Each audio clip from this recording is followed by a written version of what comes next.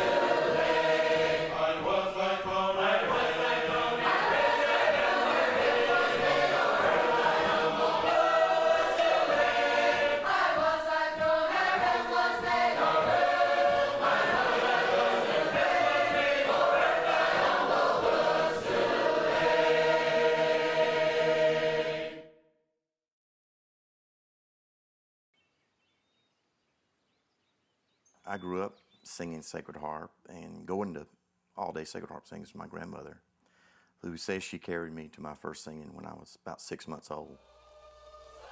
She would play the only Sacred Harp album that she had, and I just loved to listen to it. And one day, she had put the album on to play, and I heard it, and we lived about 1.5 miles from the church that we went to a lot of the singings at. And I came running in the house and said, Grandmother, Grandmother, they're singing out the church. We have to go, we have to go.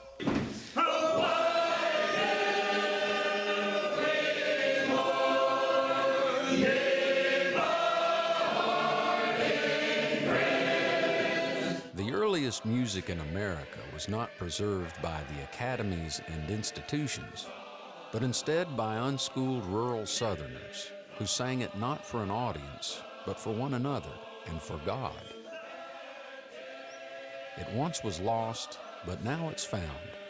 This is the story of the Sacred Harp. My spirit looks to God alone, my rock and refuge is His throne. In all my fears, in all my fears, in all my spaces, all of His salvation takes my soul on His salvation. Sacred Harp is a haunting form of a cappella hymn singing that has deep roots in the South. These songs are sung unaccompanied by any musical instrument, save the instrument given by God, the human voice. That is the Sacred Harp.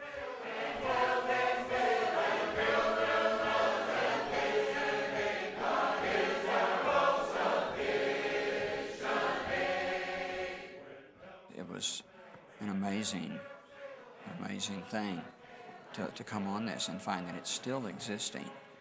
You know, the kind of thing that you wouldn't have thought it would still be around. And to be able to participate and know that it's pretty much like it was 150 years ago, pretty amazing. At an all-day Sacred Harp singing, they start singing at 9:30 or 10 in the morning. In a typical day, we can sing as many as 90 to 100 songs.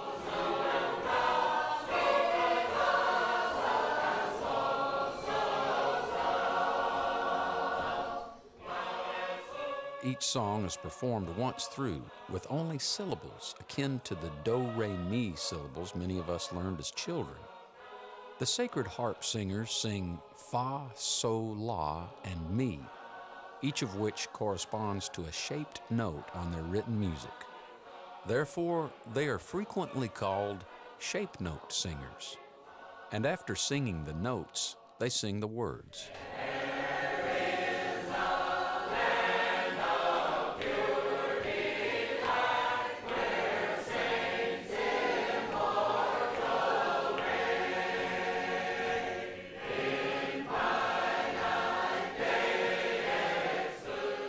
just like nothing you've ever heard before. You either love it or you hate it. If you sing it very long, it'll be in your blood and you'll never get it out. It's just a part of me. I don't think I could ever spend very much time without being involved in singing somehow. And while I can do it at home alone, you know, but it's still not the same. You have to have that contact with those other people. It's almost like the ground is shaking under you, and you can I feel like sometimes I'm just going to be lifted up by the ground that's shaking under me, you know, so it's such a strong, powerful sound. You don't have to be an accomplished singer to sing it. We invite everybody to come and sing with us. I think that's one of the real great things about Sacred Harp, that it's so so think of it as so non-performance oriented, so experiential, and you just do it. And I was able to do it. And that was nice for me to be able to do some music. It's a formidable example of communal, shared artistic creation that is rare to the point of non-existence in many people's lives. Many people walking around today experience art only as consumers. I was raised in Sacred Harp. As a matter of fact, I'm sure the first song that I ever heard was a Sacred Harp song, because at the time that I was born at home up here, and my brother both. There was a couple that lived with us, an elderly couple, and we called them grandfather and grandmother, although they were not really our grandparents. But grandfather was a Sacred Harp singer, and he used to sing us to sleep every night. So I'm sure I was steeped in it from the time I was born. While the Sacred Harp has deep roots in the South, many of these songs are among the earliest in America.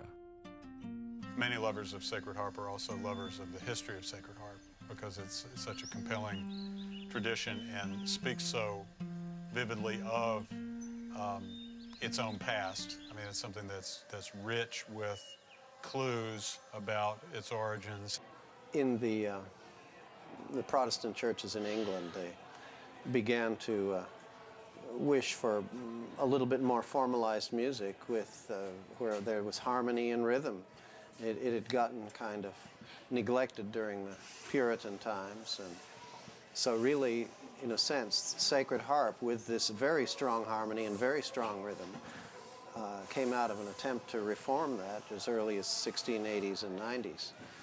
And those singing schools came to America by 1700 or so. The church singing had disintegrated to the spot where it was nothing, it was chaos.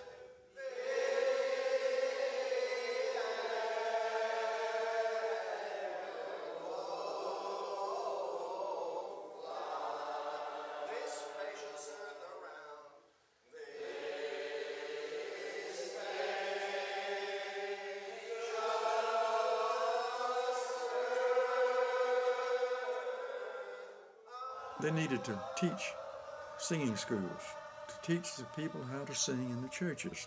Some of the early composers played instruments. I mean, if you read the histories, they were musicians, and they volunteered to teach singing schools.